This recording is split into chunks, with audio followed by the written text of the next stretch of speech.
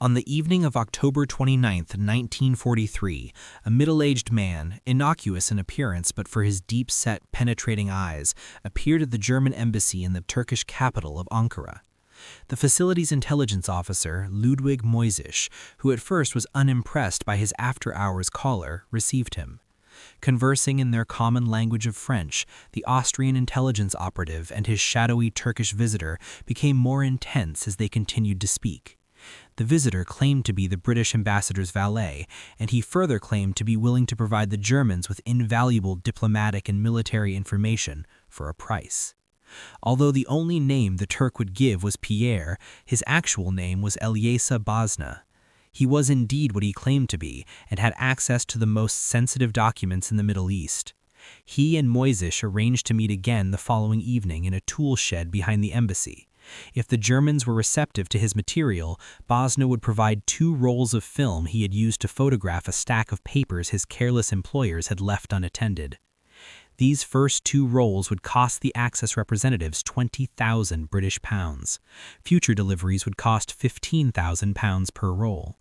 When Moisisch declared this fee exorbitant, Bazna merely smiled and observed that if the Germans did not accept his offer, that other buyers, presumably the Soviets, were available. After requesting that the embassy grounds be darkened, the remarkable character slipped out the front gate. A hotbed of espionage. Asia Minor was World War II's greatest hotbed of fifth-column activity.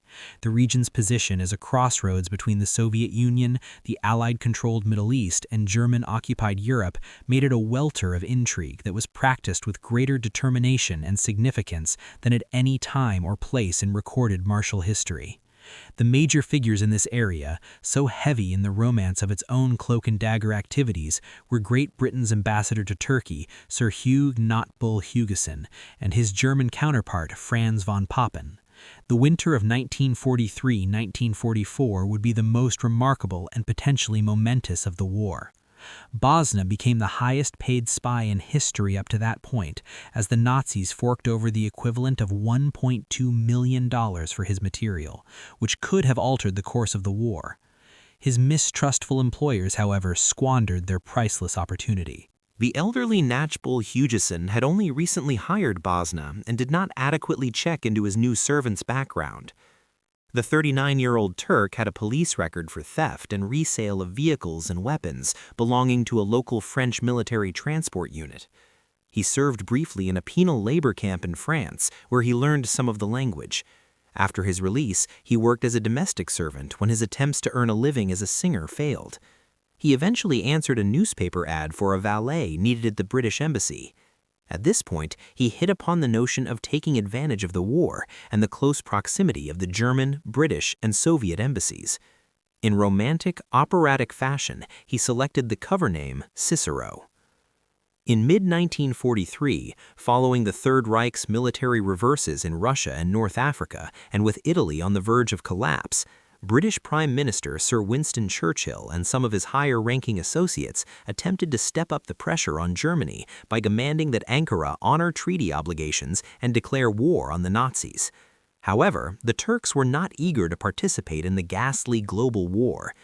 The information Cicero provided dealt mainly with the crucial negotiations between Ankara and the West on overt Turkish involvement. Although the films he brought his new employers were genuine, the Germans viewed them askance. Still, Allied actions late in 1943 corroborated the data contained in the first batch of film. The documents indicated the combined chiefs of staff had resolved to teach German satellite Bulgaria a sharp lesson to promote resistance in Bulgaria and possibly bring the country out of the war.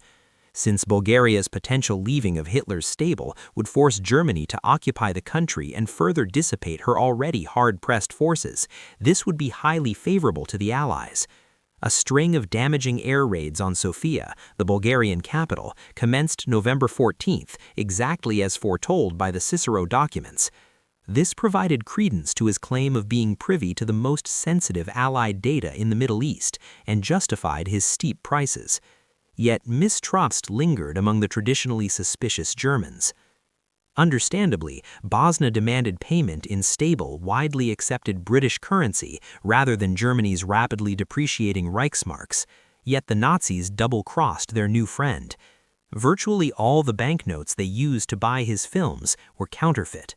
Bazna gets hold of valuable keys. While the opportunistic valet was drawing Nachbul Hugeson's bath one morning, he noticed that when the old man disrobed, he simply tossed his keyring onto the table in the bedroom.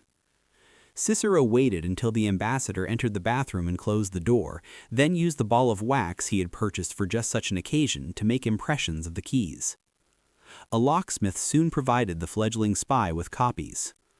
On October 29th, Nachbul Hugeson had attended a formal reception for Turkish President İsmet İnönü. While he was gone, Cicero used his new duplicate keys to open 2 red boxes on the ambassador's desk. He found 2 promising-looking telegrams that he placed on a windowsill and photographed using simple sunlight. It was this film he took to Moisish that night. Despite the later demonstrated accuracy of the first delivery from Bazna, the Germans remained wary. What were his actual motives? In truth, his main reasons for spying were simple greed and his own ego. He much later stated, "For me, nothing existed except my obsessive greed for money." Yet after his first few deliveries made him wealthy, he continued to provide data for the Germans simply to satisfy his lust for power and importance. He even agreed to sharply reduced payments for his later films, just so he could continue the dangerous game that had rescued him from a life of insignificance. Spying not only made him rich and important, but added spice to his dour existence. He continued his activities despite knowing he could be hanged if caught. Early in November, Bazna somewhat placated the Germans' unease as to why he was working for them by telling Moisish that many years earlier his father had been shot to death by an Englishman. Even this lie did not wholly assuage Nazi suspicions, and the data arriving in Berlin continued to be squandered. Bazna had begun his work during the 1943 Moscow Conference of Allied Foreign Ministers, who assembled to determine post-war policies and to resolve differences within the anti-Hitler coalition. The stolen documents from Ankara provided news of the conference's background data and of British weaknesses and problems revealed during the talks. Moisish later described this and other information provided by Cicero as reports concerning political and military matters of the utmost importance. One set of papers outlined the infiltration of British air personnel into Turkey, itemized the total deliveries of U.S. weapons and supplies to the Soviet Union up to that time, and revealed that Soviet dictator Joseph Stalin was demanding the West open a second front. The papers also disclosed Stalin's suspicions that the Anglo-Americans had not already invaded continental Europe because they wanted the post-war Soviet Union to be as militarily weakened as possible. Nachbul Hugeson's inclination to work in the study of his residence rather than in the more secure main embassy building eased Bazna's necromancy. The ambassador habitually left sensitive documents in his secretary's safe, to which the spy had a key, or simply placed them in a leather box in his own bedroom. As valet, Cicero had unquestioned access to this room. The only guard in Nachbul Hugeson's residence was an elderly man prone to sleeping on duty. When he nodded off, a whistling sound through his ill-fitting dentures would alert Bazna the way was clear for him to get out his camera. Berlin, meanwhile, was having a hard time believing England's Turkish embassy could possibly have such lax security. A major problem for the Germans was that the material the spy was providing dealt mainly with political intelligence, which is vital for determining an enemy's weaknesses and broad intentions, but difficult to verify through specific occurrences. Berlin therefore concentrated on learning more about Cicero than acting on his data, but the spy did not like questions and gave Moisish very little personal information. Fortunately for Bazna and his new friends, his Moisish was affiliated with the Nazi Sicherheitsdienst SD espionage organization. Headed by ruthless young SS officer Walter Schellenberg, the SD had only recently been organized, and the Allies had not had time to infiltrate it. The British were therefore unaware that their vital Ankara embassy had become a gushing fountain of information for the Third Reich. German leadership refuses to trust Cicero's information. Still, too much competition destroys effectiveness by diluting progress via petty jealousies and internal feuding. This situation within Germany's spy organizations, along with the natural mistrust of this new source of information, combined to deny the Nazis a golden opportunity to reverse their waning fortunes. Adolf Hitler was the most suspicious Nazi of all, and considering the skepticism with which his foreign minister, Joachim von Ribbentrop, viewed Bazna, the Führer must have received disparaging evaluations of the data arriving from Turkey, all of which was channeled to him through Ribbentrop. Underlying all these obstacles was a massive ideological barrier to accepting the Bazna documents.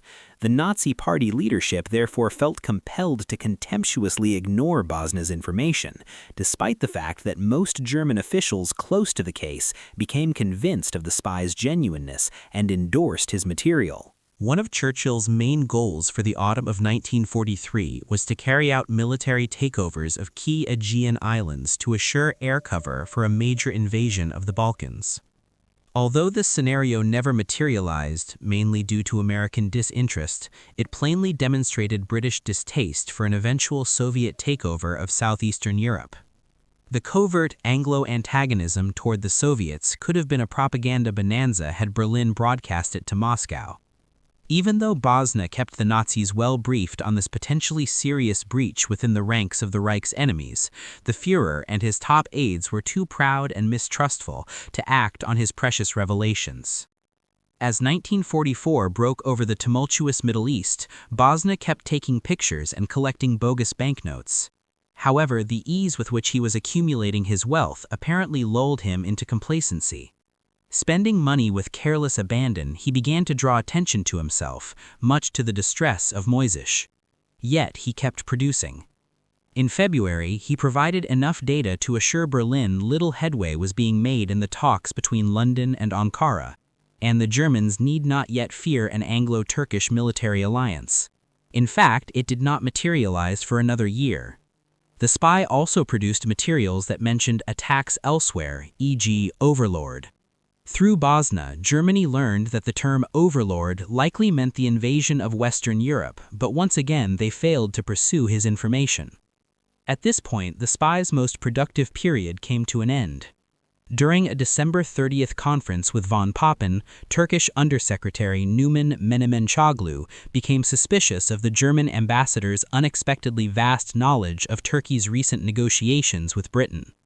Menemençoglu informed Nachbul Hugeson that His Majesty's embassy might have a leak, and Sir Hugh tardily tightened security. By year's end, the Bazna information had provided the Germans with 4 major windfalls. The most significant was how Anglo-Turkish agreement on Turkey's entry into the war appeared impossible for the time being due to the Britain's unwillingness to meet the Turks' steep preliminary demands for aircraft and other equipment before committing themselves to the Allied cause. Bazna had also informed von Papen of a remark made by Menemençoglu to Nachbul Hugeson, indicating Turkey might pitch in with the Allies 2 weeks after a successful Anglo-American invasion of Western Europe. The Bazna papers had informed Berlin that Churchill was pestering Washington to join in pressuring the Turks to enter the war. Finally, the Nazis knew the British were becoming suspicious that their Ankara embassy might be harboring a mole.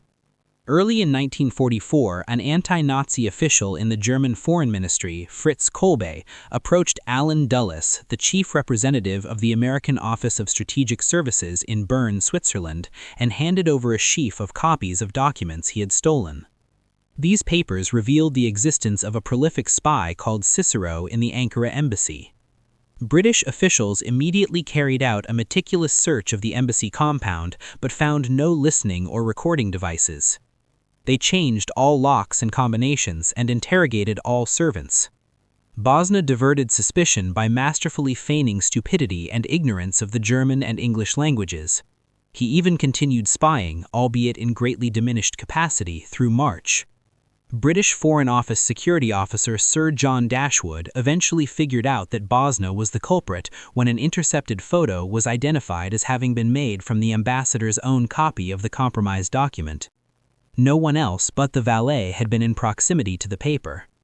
By then, Bazna had resigned his position and vanished into teeming Ankara. A failure in intelligence.